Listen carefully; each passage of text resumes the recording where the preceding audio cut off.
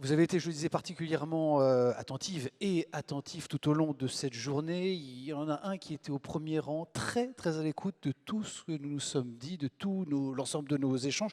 Je l'ai même vu prendre des notes. Il a la lourde responsabilité de conclure cette journée riche en échanges. C'est le coprésident des Territoires Industrie, le président directeur général d'IDEA Group. On a le grand plaisir, l'immense plaisir de retrouver pour la conclusion de cette journée Monsieur Bruno Hugues Delarose.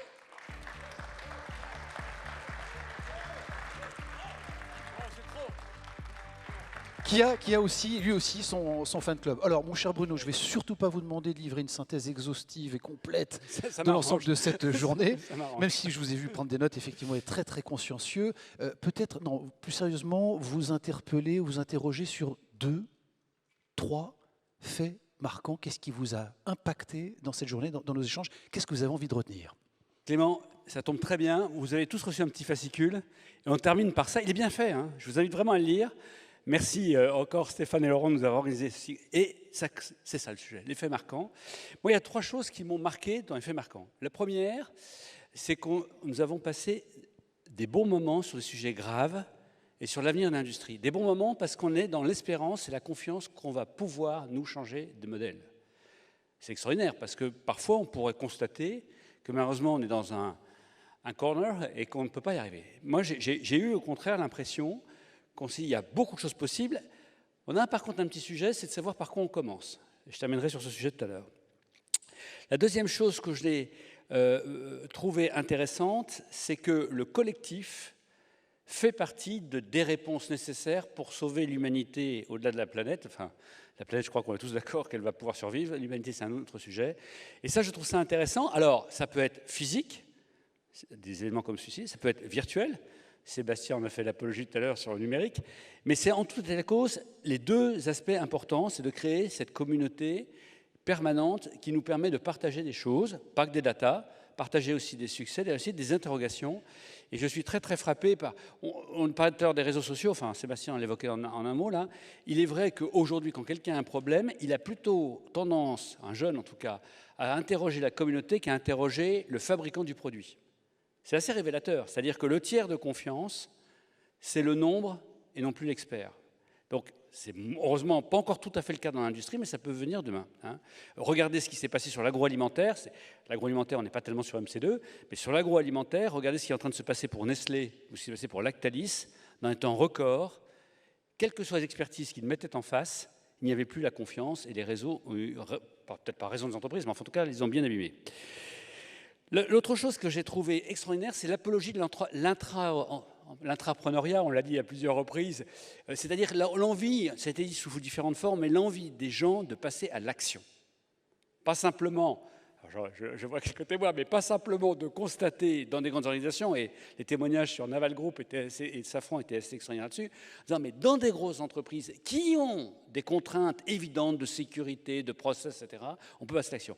Et ça, c'est intéressant parce que ça veut dire que agilité n'est pas un opposé à process rigoureux.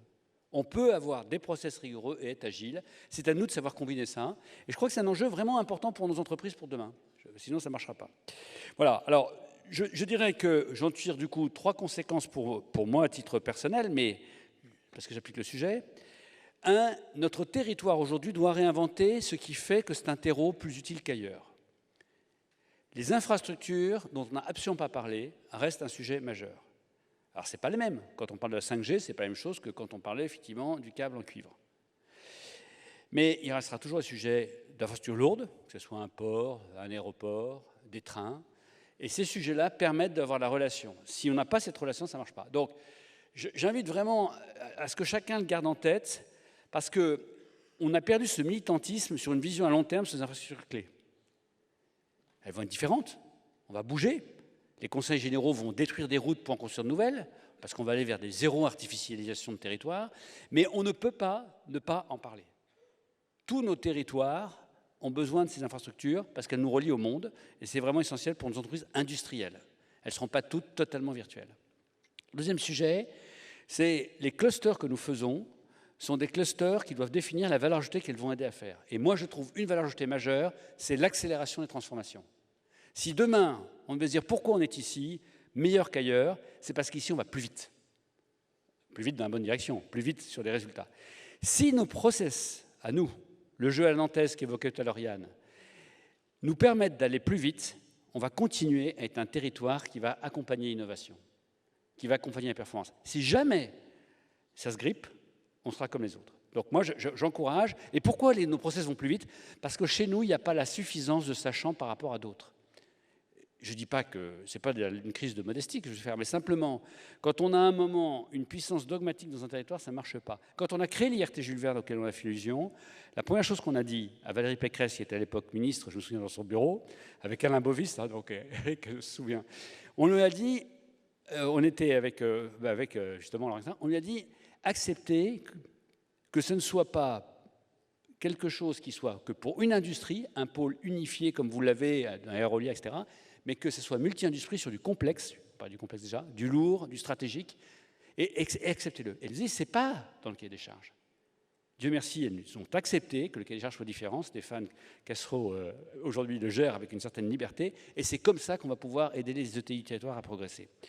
Et je voudrais simplement, donc, ça veut dire quoi? Ça veut dire qu'il faut qu'on arrive à dresser, pour chacun d'entre nous, dans nos entreprises, la cartographie des compétences dont on a besoin demain, dans nos entreprises et dans nos référents autour de nous, qu'il nous faut aussi, me semble-t-il, et ça je ne sais pas trop comment le dire, mais quand même, arriver à identifier les technologies de rupture qui vont toucher nos business et y travailler. Alors, chacun fera ce qu'il voudra, on n'est pas obligé de faire des ninjas pour tous les sujets, hein.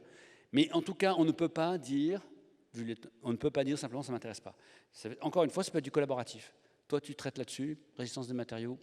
Moi, je n'ai pas le temps, mais je vais traiter, par exemple, la robotique. Je dis n'importe quoi volontairement, mais vous voyez bien, c'est-à-dire qu'on arrive à travailler comme ça, et je pense que les pôles là-dessus ont un rôle. Le pôle EMC2 peut avoir un rôle très particulier là-dessus, qui peut faire gagner beaucoup de temps à tous ses membres. Et encore une fois, je salue son action. Et puis, dernière chose, on a dit tout à l'heure, il faut nous faire rêver. Je crois que c'est une transition toute trouvée avec ce qu'on va avoir le dîner. The Arch, je pense que Damien va revenir nous parler de The Arch tout à l'heure, hein, j'ai bien compris ça.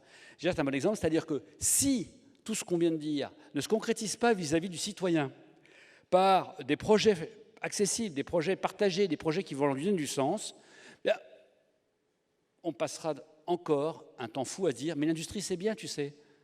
Alors que si jamais on arrive à le concrétiser, on va dire « tu vois bien que l'industrie, c'est ta solution, c'est pas simplement ton problème ».